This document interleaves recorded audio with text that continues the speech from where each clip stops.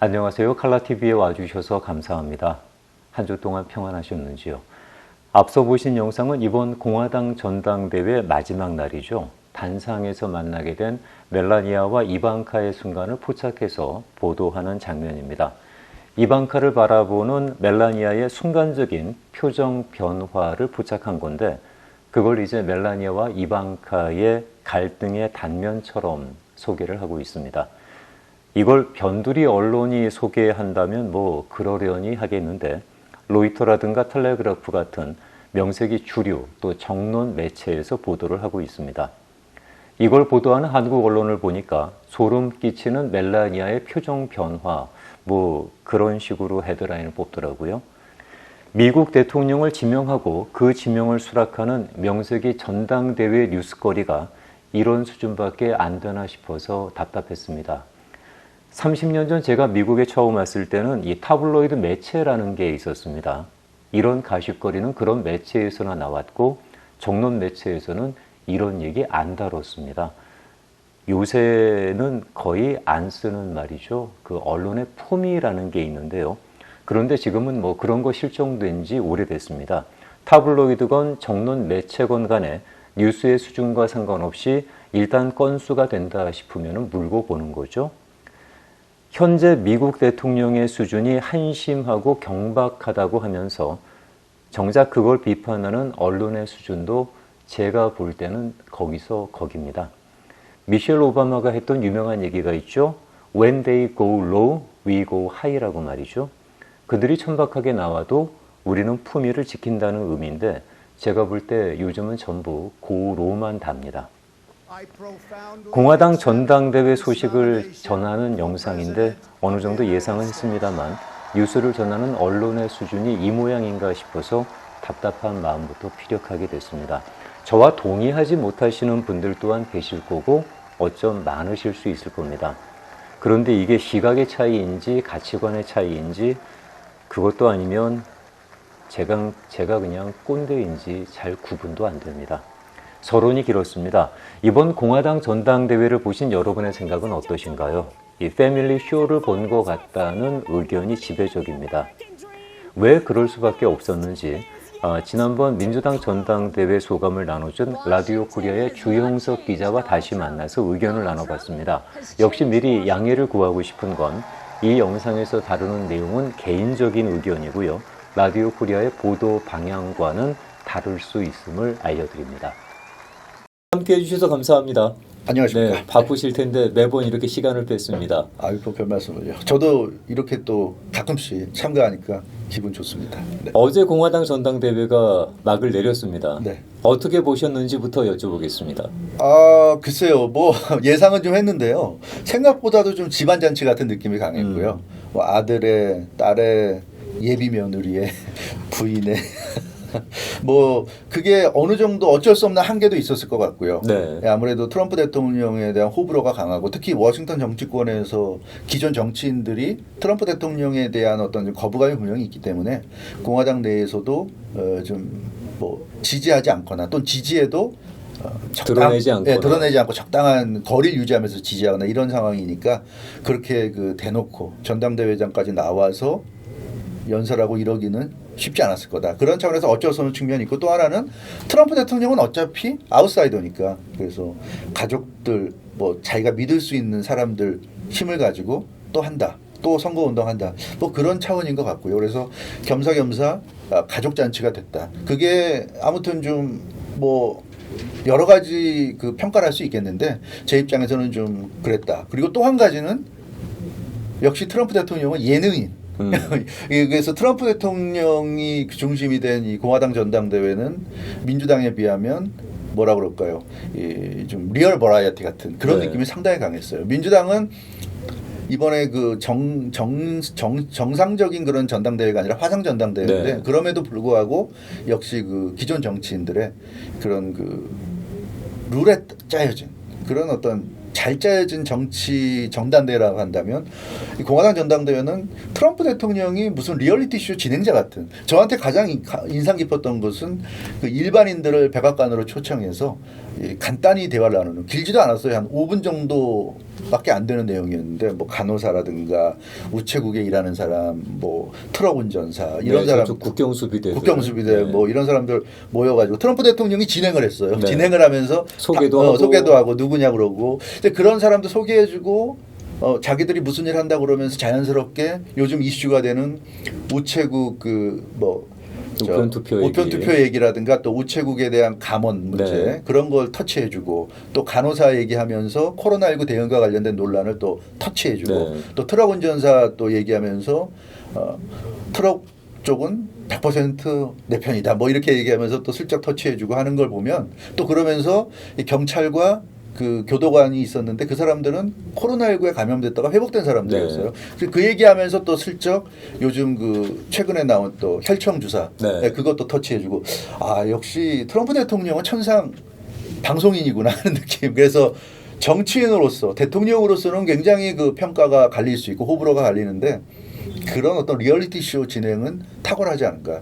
그래서 저는 재미 면에서는 그런 게 참 재미있었다. 그러나 이게 정치적인 어떤 평가로 들어가면 또 다른 차원의 얘기다. 좀 그런 생각이 좀 들었습니다. 뭐 어차피 예전에 트럼프 대통령이 예능인 시절에 네. 예능인이라고 해서 말이 어떨지 모르겠습니다만 TV 출연할 때 그 당시에 프로듀싱을 담당했던 인력들이 이번에 아마 조인을 한 거로 알고 있고 그렇죠. 네. 개인적으로는 어제 그 후보 그 수락 연설 끝나고 전당대회가 막을 내리고 그 다음날 뉴스와 방송의 헤드라인을 짐작을 해봤는데 딱 세 가지였습니다. 한 가지는 자화자찬만 늘어났다. 두 번째는 왜 마스크 안 썼느냐. 세 번째는 저런 시기에 과연 사람들을 다 모아놓고 하는 게 이 시기에 마땅하겠느냐. 뭐 이런 식의 얘기가 나오지 않겠나 그랬더니 뭘 결국 다 속아서 나왔더라고요. 맞습니다. 네. 뭐 그런 부분도 사실 지적될 수 있는 건데요. 특히 대통령이니까 모범을 보여야 한다. 롤 모델이 돼야 한다는 차원에서는 뭐 마스크 써야 한다는 거 충분히 그런 주장 나올 수 있습니다. 그런 면에서는 이 트럼프 대통령이 분명히 비난받을 소진이 있고요. 그럼에도 불구하고 트럼프 대통령 입장에서는 좀 절실하지 않았을까. 그게 뭐냐 하면 어차피 그런 거 가지고 비난할 사람은 자기를 찍어줄 사람이 아니다. 그런 생각을 했을 가능성이 높고 반면에 지금 미국이 정상으로 가고 있고 비록 코로나19 때문에 지금 몇 개월째 지금 5개월 6개월째 고생하고 있지만 그러나 점점 좋아지고 있고 결코 코로나19 때문에 미국이 나빠지지 않을 것이다. 미국은 계속 올바른 방향으로 가고 있다. 이런 걸 좀 보여주고 싶지 않았나. 그래서 더욱더 마스크를 쓰지 않았다. 그런 느낌이 좀 강하게 들었습니다. 뭐 절대 옹호하려는 건 아닙니다만 코로나19에 위축되는 모습을 보이고 싶지는 않았을 것 같아요. 그러니까 아마 그런 식의 구성을 하지 않았나 싶은데 결국은 민주당 공화당 전당대회 두 개 다 봤지만 결론부터 말씀드리면 그냥 내 편만 봐라 라는 그런 대회로 갈리는 게 아닌가 싶어요. 그러니까 좀 아쉬운 거예요. 그걸 다른 식으로 표현하자면 지금 말씀하신 게 맞는데 다른 식으로 표현하자면 민주당은 결국 전당대회에서 4일 내내 공화당 특히 트럼프 대통령 비난하는데 결국 모든 걸 하려 했고요. 결국 공화당 전당대회 4일 동안에는 결국 조 바이든 후보와 민주당을 비난하는데 결국 할애한 그 시간이었어요. 결국 그래서 제가 누누이 말씀드렸지만 혹시 제 얘기를 들으셨던 분들은 기억하시겠지만 저는 미국 정치제도 자체가 문제가 있다. 양당제가 문제가 있다. 왜 민주당 아니면 공화당을 선택해야 되고 공화당 아니면 민주당을 선택해야 되는지. 그럼 뭐 어저께 트럼프 대통령의 연설 중간에도 잠깐 나왔죠. 둘 중에 하나 선택해야 된다라는 그렇죠. 거. 네. 그렇기 때문에 이런 상황이 가능한 거예요. 그러니까 선택지가 2개가 아니라 3개, 4개, 5개라면 제가 나빠요라고 하는 데서 끝날 수가 없는 거거든요. 쟤는 나쁜데 그럼 제가 나쁘니까 누군가 다른 선택을 해야 되는데 그 다른 선택이 바로 저가 돼야 됩니다. 그럼 저는 왜 당신들의 선택이 돼야 될까요? 하고 어필을 해야 되는 건데요. 양쪽 다 그런 건 없었어요. 없어요. 왜냐하면 한쪽만 문제가 있다. 나쁘다. 이것만 각인시키면 되는 거예요. 그러면 선택 여지가 없기 때문에. 최선을 고르는 게 아니라 차악을 고르는 그런 선거가 돼버리니까. 그러니까 결국 안타까운 거죠. 결국 선거에 대한 의욕이 떨어질 수밖에 없다. 아무리 차악을 고르는 게 선거라고는 하지만 그래도 저는 개인적으로 그 말에는 동의하지 않습니다. 네. 네. 그래도 내가 볼 때 각자 볼 때 조금이라도 더 나아 보이는 사람을 이제 골라야 되는 건데 그 선택이 나중에 가서는 성공일지 실패일지 알 수 없지만 적어도 나은 사람을 고르는 선거가 돼야 되는데 이 미국 선거는 그게 아닌 거죠. 쟤 나쁜 애예요. 그러니까 쟤는 뽑으면 당신 손해 봅니다. 당신 분명히 실패할 겁니다. 이런 거기서 끝나는 선거죠. 근데 이번에 저는 또 언론에 한 번 더 실망을 한 게 그런 거를 정치인들이 안 하고 있으면 하다못해 언론이라도 그런 부분에 대해서 노력을 좀 해야 될 텐데 오히려 언론이 나서서 정치 외의 이슈를 갖고 지금 공론화시키는 그중에 한 가지 대표적인 게 멜라니아 패션 네, 그렇죠. 사건. 군복을 연상시킨다라든가 그게 지금 현재 전당대회에서 이슈가 될 만한 공론화될 만한 이슈인가? 그건 잘 모르겠습니다. 그렇죠. 그런 거 참 안타까워요. 그러니까 언론들은 사실 오래전부터 분열이 돼 있었죠. 이 미국 사회가 분열돼 있고요. 그걸 이제 언론들이 좀 중화시키는 역할을 하는 게 아니라 오히려 언론들이 선봉장이 되고 있다. 네, 이게 증폭을 지금 시키죠. 예, 미국의 네. 현실인 거죠. 그게 안타까운 거고요. 그러니까 사실 그런 어떤 그 극한적인 분열은 조지 W 부시, 바락 오바마를 거치면서 사실은 굉장히 그 갈등의 골이 심화됐는데 이제 그게 이제 트럼프 대통령 때 그 심화됐던 게 완전히 세상에 드러났다. 저는 이렇게 지금 보고 있는 거고요. 네. 그러다 보니까 어떤 언론사 얘기를 하면 뭐 민주당 편, 어떤 언론사 그러면 트럼프 편 이런 식으로 완전히 지금은 너무 명확해지잖아요. 네. 근데 그러다 보니까 이 언론에 대해서 우리가 어떤 생각하는 공정함 내지는 중립 이런 것을 이제 기대할 수 없는 세상이 되어버렸고 그러다 보니까 언론들이 보도하는 것이 도대체 이게 팩트인지 아니면 자기들 의견인지 도대체 알 수가 없는. 그래서 더욱더 이 혼란을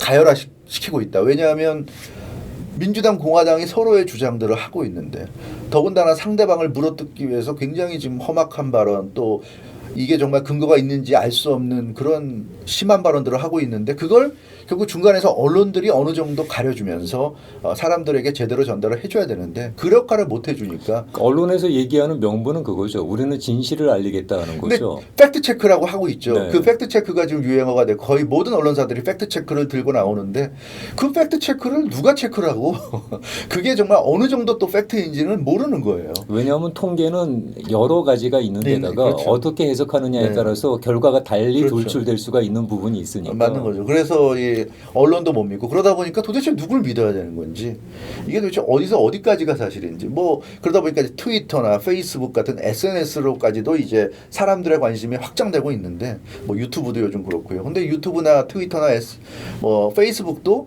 사실은 요즘 들어서는 굉장히 이제는 그런 자가검열을 하죠. 자가검열하고 또 아닌 척하면서 사실은 이제 그런 정치 세력이 일반인인 것처럼 하면서 사실 그런데 침투에 들어가고 그렇죠. 있고 네, 그러다 보니까 이제는 어느 것 하나 믿을 수가 없는 세상이 돼버린 거예요. 과연 어디서 어디까지가 팩트인 건지 또 어느 정도가 좀 굉장히 과장되게 보도가 된 건지 이런 걸 알 수가 없어요. 그러니까 사실 굉장히 중요한 이슈고 굉장히 그 미국 사람들의 어떤 그 이 감정을 건드리는 뉴스인데도 불구하고 정확성을 우리가 알 수가 없는 그런 보도가 지금 터져 나오고 그런 보도 때문에 어떻게 보면 이 사람들의 감정이 더 폭발하고 전국적인 시위가 커지고 있고 그러다 보면 누군가가 죽을 수도 있고 다칠 수도 있는데요. 이게 정말 단순히 이거 나는 정말 정치적으로 이러니까 모르겠다. 나는 좀 더 이렇게 이쪽으로 좀 뉘앙스를 줘서 주겠다. 보도하는 사람은 간단하게 생각할지 모르지만 그런 어떻게 보면 보도 하나가 사람 목숨 하나를 또 좌우할 수 있는 그런 상황까지 지금 갈 수 있다는 것을 이 위스콘신 캐논사 사태가 지금 보여주고 있다는 점에서 저는 요즘에 그 미국 언론들의 실태 참 심각하지 않은가 저는 개인적으로 그런 생각을 좀 해봅니다. 뭐 4년 전에 저희가 한번 주국장님하고 그런 얘기를 나눴을 때도 언론의 어떤 태도나 언론의 잘못된 점에 대해서 상당히 목소리를 높이면서 말씀을 나눴는데 그 4년 동안 개선된 건 아무것도 없어요. 없고 오히려 더 심화된 것 같은 것 느낌이에요. 같아요. 저희가 사실 4년 전에 이런 유튜브 그 당시 그 팟빵이었죠. 팟빵을 팟캐스트를 통해서 방송한 이유도 워낙에 기존 언론들이 그런 너무 한계가 명확히 보이니까 이건 아니지 않은가 싶어서 사실 그런 방송을 했단 말이에요. 네, 그리고 결국은 CNN의 어떤 그런 그렇죠. 네. 원사이드로 몰아가는 네. 점을 참 불편해했었는데 불편했었죠. 결국은 자신들의 예측이 빗나갔음을 인정 안 하시더라고. 안 하죠. 네. 그리고 지금 4년이 지났지만 역시 달라진 게 없다는 거. 그래서 우리가 유튜브에서 또 이런 방송을 할 수밖에 없는 건 참 그런 건 안타까운 것 같습니다. 네. 뭐 공화당 전당대회에 대해서 사실은 뒷얘기가 더 많아서 이게 정치적인 얘기로 좀 무게감 있게 이끌고 싶은데 그렇다고 뭐 카디비가 무슨 뭐 멜라니아 누드 사진을 트윗했다든가 뭐 이런 것들을 말씀 나누기는 참 민망해서. 그렇죠. 이걸 사실 크게 보면 그런 것 같아요. 지금 그 캐노사 사태가 지금 미국의 가장 핫 이슈인데, 그리고 아마도 11월 대선까지 그 위스콘신 캐노사 사태와 관련된 그런 그 여론의 향배가 계속 주목을 받을 것 같은데요. 그거 같아요. 결국 민주당과 공화당을 가르는, 또 이번 대선에서, 또 대선뿐만 아니라 연방상원, 연방하원 의원도 뽑게 되는 이번 11월 선거에 결국 두 가지 흐름인 것 같아요. 이 캐노사 사태를 바라보면서 이 두 개의 여론이 부딪힌다는 건 단순히 그런 시위를 바라보는 시각의 차이가 아니라 결국 그런 흑인, 뭐 소수계 또는 그런 어떤 경찰 권력 이런 것을 두고 대립하는 그 세력이 있다. 그것을 이번 선거를 통해서 우리가 가늠해 볼 수 있을 것 같아요. 그래서 만약에 조 바이든 후보가 승리한다면 그런 어떤 소수계들에 대한, 또 불법 체류자들에 대한 그런 지원이 강화되고, 만약에 트럼프 대통령이 승리한다면 시민권자들은 만족하는. 그렇다고 영주권자, 시민권자가 다 공화당이라는 얘기는 그런 건 아닙니다. 아니죠. 네. 시민권자들은 상당히 만족할 수 있는 정책들이 나올 수 있지만, 반면에 뭐 불법 체류자라든가 또는 이런 소수계라든가 이 저임금 근로자라든가 이런 사람들이 굉장히 그 불만을 갖고 살아가는 세상이 될 수도 있고 여러 가지 상황이 될 수가 있어요. 그런데 어찌됐건 지금 상황은 답답한 거는 미국에는 중간이 없다는 거죠. 네. 그래서 민주당은 민주당대로 자기들을 지지하는, 또 자기들을 지지할 가능성이 높은 쪽을 생각하고 그쪽만을 바라보면서 지금 계속 캠페인을 하고 있고, 트럼프 대통령과 공화당도 마찬가지예요. 자기들을 지지해 줄 수 있는, 자기들을 지지하는 사람들만 바라보고 캠페인을 하기 때문에 이게 참 답답하다. 그래서 저는 걱정인 게 11월 대선에서 분명히 누군가는 이길 겁니다. 네. 그게 조 바이든이 됐건 트럼프가 됐건 이길 텐데, 승자가 나왔을 때 과연 패자 쪽에서, 그 패자를 지지하는 쪽에서 과연 어떻게 대응하고 반응할 건지 저는 그게 상당히 좀 걱정스럽고요.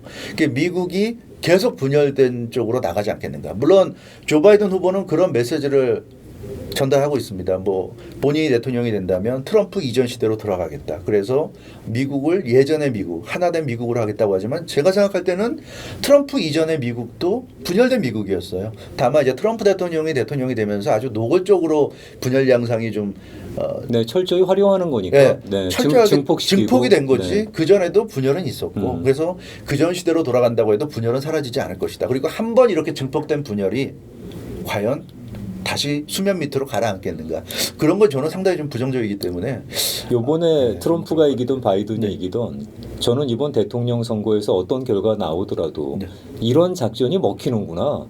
이렇게 편갈라서 해도 할만하구나라는 사례가 다른 나라에도 일종의 샘플이 되고, 그리고 앞으로 역대 대통령들이 미국에 출마할 때 이런 식으로 파갈라서 해도 뭐 내가 반만 갖고도 될 수 있구나라는 전례를 남겨버리면 화합은 물 건너가고 내 편만 철저히 챙기는 이런 정치가 고착화되지 않을까가 제일 큰 걱정입니다.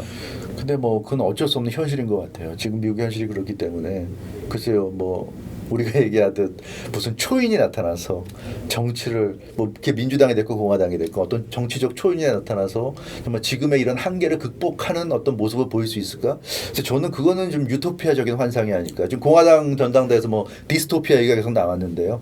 세상은 유토피아보다는 좀 디스토피아적인 상황으로 가고 그렇죠. 있지 않나. 그런 저는 좀 걱정이 듭니다. 토론을 위한 이분법이 아니라 네. 분노와 갈등을 위한 이분법으로 갈라지고 있다는 게 네. 뭔가 그 이분법의 계산을 잘못하고 있는 게 아닌가라는 아쉬움이 큰 거고요. 그렇죠. 저희가 다음에 혹시라도 기회가 되면 이런 사태를 바라보는, 저는 최근에 전당대회 민주당 공화당에 대해서 보도하는 언론의 태도에 대해서 또 한 번 화가 나는데 네.